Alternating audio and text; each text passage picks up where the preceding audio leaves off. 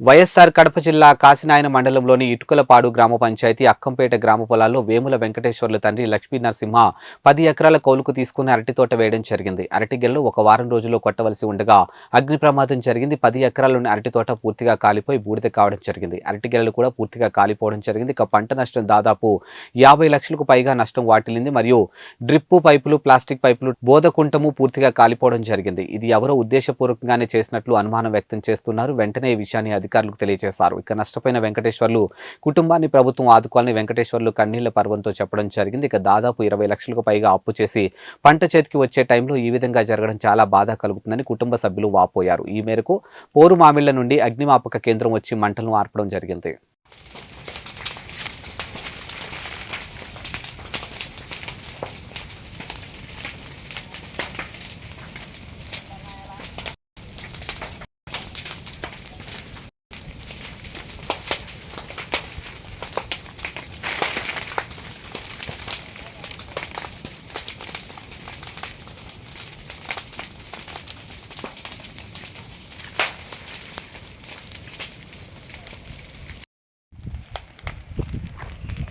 ये पूरा ये वो है कि डालता है